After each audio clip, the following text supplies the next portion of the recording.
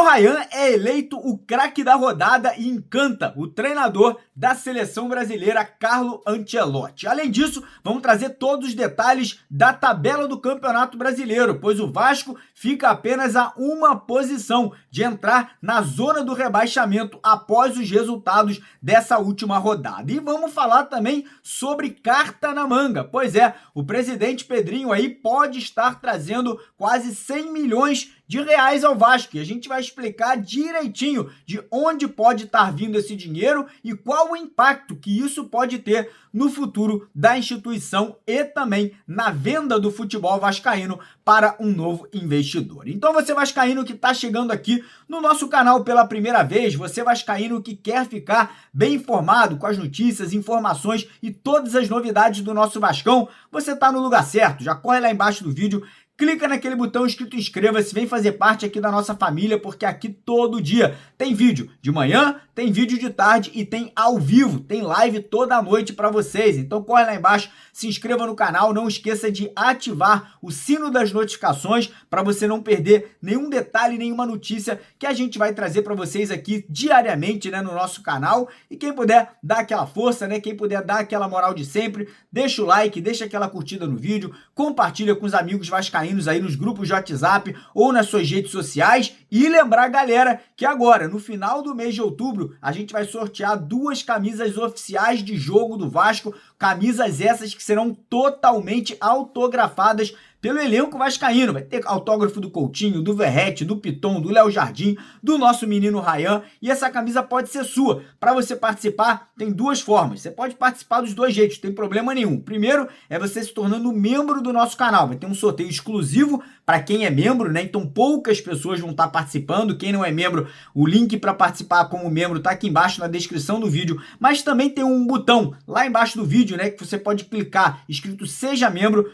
Custa aí R$1 para você virar membro do canal e participar do sorteio. E a outra forma é você participando do nosso grupo de WhatsApp. Lembrando que o sorteio será no grupo do WhatsApp, tá? Então quem ainda não entrou no grupo do WhatsApp e quiser participar, o link do grupo também tá aqui embaixo na descrição do vídeo, né? Eu vou deixar os 2 links também no primeiro comentário fixado do vídeo de hoje. Clica lá, faça aí, né, a sua inscrição como membro e entre no nosso grupo de WhatsApp. Combinado? Então bora começar o vídeo falando um pouquinho sobre o jogo, né? Não vou me alongar muito, porque já comentei sobre a partida ontem, né, após o jogo terminar. Mas, cara, foi um grande clássico, né? Foi um grande jogo, né? Foi uma partida super disputada, né? Muitos vascaínos ontem, depois do jogo, desmerecendo ali a atuação do Vasco, falando que o Flamengo jogou com time reserva. Cara, pelo amor de Deus, né, cara? Vascaíno, que vascaíno é esse? A gente tem que valorizar. O Vasco jogou bem, o Vasco teve coragem, o Vasco poderia ter saído com a vitória sim no jogo de ontem. Foi um jogo aberto, foi um jogo disputado. Eu acho que em momentos do jogo o Vasco foi melhor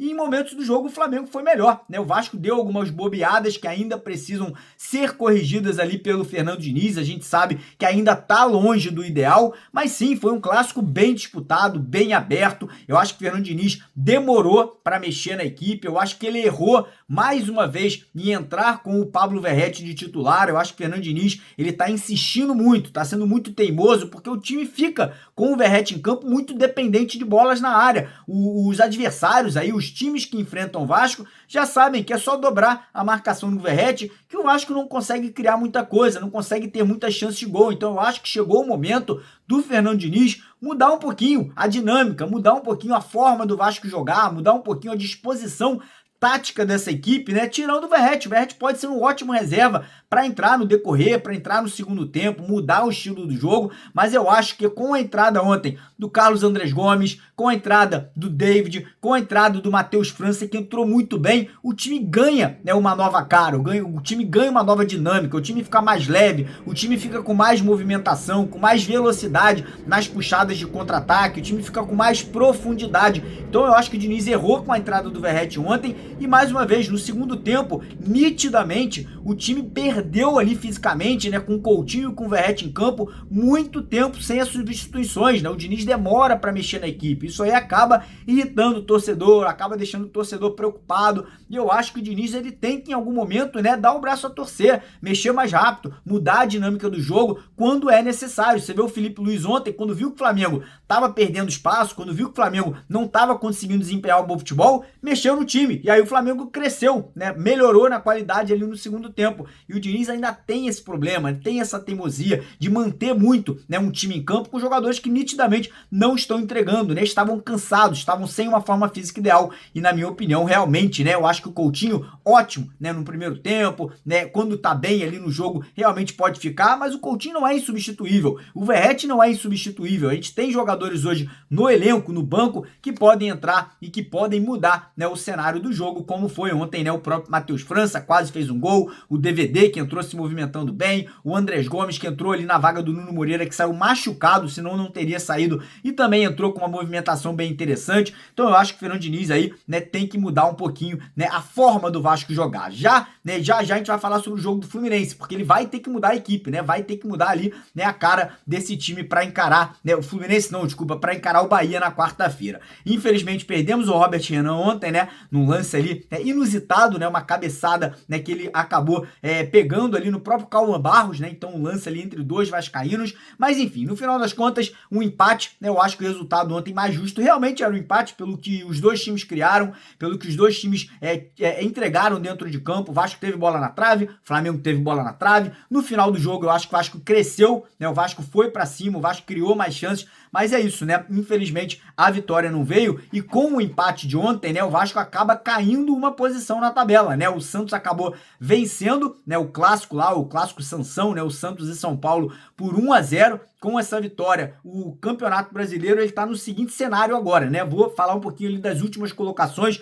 que infelizmente é onde o Vasco está nesse momento. O último colocado, né, que para mim já está rebaixado, é o Sport, com 14 pontos em 22 jogos disputados. Na 19ª colocação, começando a se aproximar, né, ali dos times que estão fora da zona, mas que acabou perdendo nessa rodada, vem a equipe do Fortaleza com 18 pontos em 23 jogos. Na 18ª colocação, nós temos o Juventude também se aproximando com 21 pontos em 23 jogos. Na 17ª colocação, sendo ali o primeiro time dentro da zona do rebaixamento, veio o Vitória da Bahia com 22 pontos, porém o Vitória tem um jogo a mais, né? O Vitória tem 24 jogos disputados. O Vasco vem ali nessa primeira posição fora da zona, na 16ª colocação com 24 pontos em 23 jogos disputados. Acima do Vasco vem o Atlético Mineiro com 25 pontos e 22 jogos, né? O Galo tem um jogo a menos que o Vasco. E depois vem o Santos ali com 26, né? Deu um salto na tabela ali, né? Pulando ali dois pontos a mais que o Vasco da Gama. Então,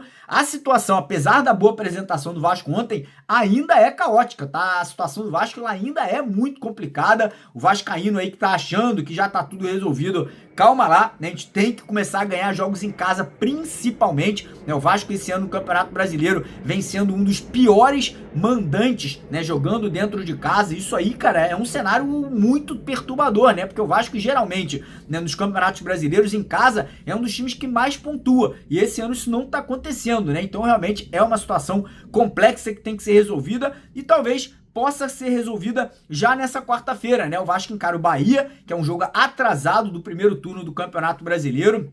O Fernando Diniz, como eu falei agora há pouco no vídeo, né, ele infelizmente perdeu o Ryan, né? O Ryan, que foi o craque do jogo ontem, acabou levando, né, o terceiro cartão amarelo de forma injusta, tá? Só deixar claro, não era para ter levado aquele amarelo ontem, o árbitro inventou, né? O Ryan não fez falta, muito pelo contrário, ele sofreu falta no lance, mas acabou levando o amarelo. E além do Ryan, o Fernando Diniz também perdeu o Robert Renan, né? Apesar do Robert Renan tá bem, tá tranquilo, né? O Vasco até atualizou a situação do jogador, né? O Vasco fez uma nota informando que o atleta foi encaminhado para o hospital após a concussão, né, sofrida no jogo contra o Flamengo. Foram realizados exames, ele foi liberado e ele vai seguir em observação. Porém, o protocolo aí, né, da CBF não permite que o jogador entre em campo nos próximos 5 dias. Ou seja, tá fora do jogo contra o Bahia, o Robert Renan, né? Um desfalque de peso, porque ontem a zaga estava muito bem, e foi bem, né? O Lucas Oliveira entrou muito bem no jogo também, diga-se de passagem. Então o Robert Renan também desfalca com o Vasco nessa quarta-feira.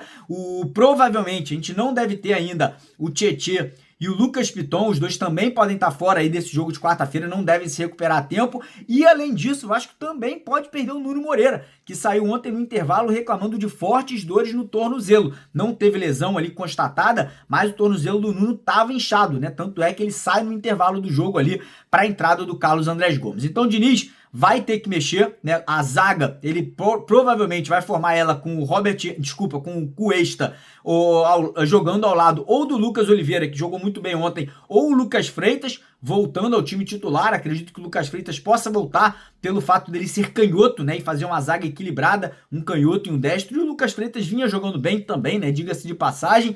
Na lateral esquerda, o Pumita deve ser mantido, fez uma bela partida ontem, né, foi muito bem defensivamente, que é até estranho, né, que o Pumita tem uma certa dificuldade, mas fez um ótimo jogo defensivamente ontem. PH na lateral direita mantido, meio de campo. Vamos lá, meio de campo do Vasco deve ser o Hugo Moura, que, cara, jogou muito ontem, teve uma desatenção no gol do Flamengo, mas não foi culpa dele.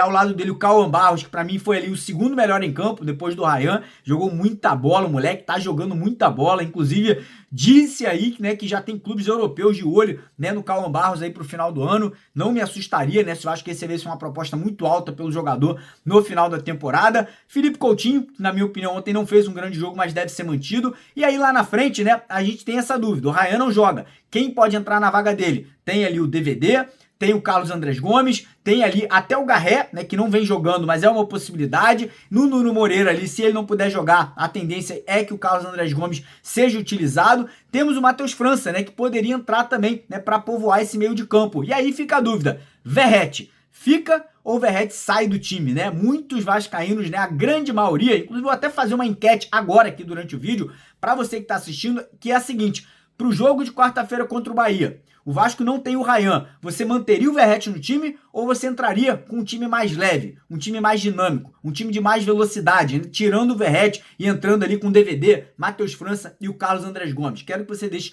nos comentários aqui a sua opinião. Então, um jogo super importante para o Vasco, né? O Vasco precisando demais, né, dessa vitória, né? O Vasco precisando muito desses 3 pontos aí para poder conquistar, né, essa saída, né, essa distância ali da zona do rebaixamento.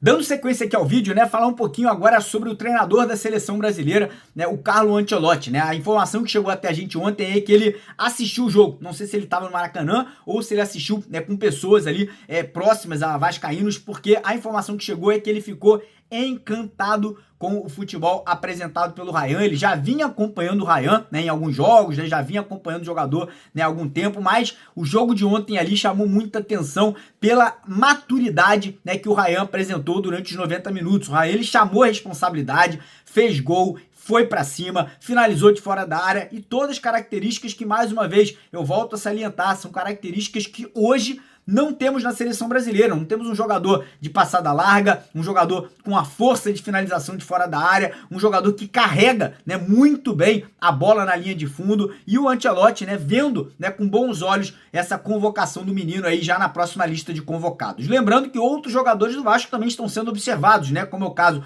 do goleiro Léo Jardim, que muita gente criticou ontem no gol do Flamengo. Não sei sinceramente se foi culpa dele, né? Eu até acho que ele faz uma grande defesa no primeiro lance, né? Muita gente reclamando que ele não sai bem do gol. Eu até concordo, acho que ele demora muitas vezes para sair, tem que ser trabalhado, né? Essa parte do Léo Jardim, sim. Além do Léo Jardim, o lateral direito PH, que, meu irmão, pra mim tá nadando de braçada hoje, é o melhor lateral direito do futebol brasileiro e também deveria, né, ter uma chance na seleção brasileira. E o Fernando Diniz ontem, depois do jogo, comentou também que ele acredita e que ele vê, né, com bons olhos a possibilidade do Ancelotti dar uma nova chance pro Coutinho. Sinceramente, eu até concordo, mas não pelo jogo de ontem, tá? O Coutinho, pra mim, ontem não fez um bom clássico, tava sumido, não chamou a responsabilidade, não foi uma peça, né, importante, como, por exemplo, no Flamengo, um Arrascaeta, num Palmeiras, um Rafael Veiga, num Cruzeiro, Matheus Pereira. Eu acho que o Coutinho ontem ele não teve esse protagonismo como vinha tendo nos últimos jogos, mas, né, para a seleção brasileira, um jogador experiente, um jogador que tem essa bagagem,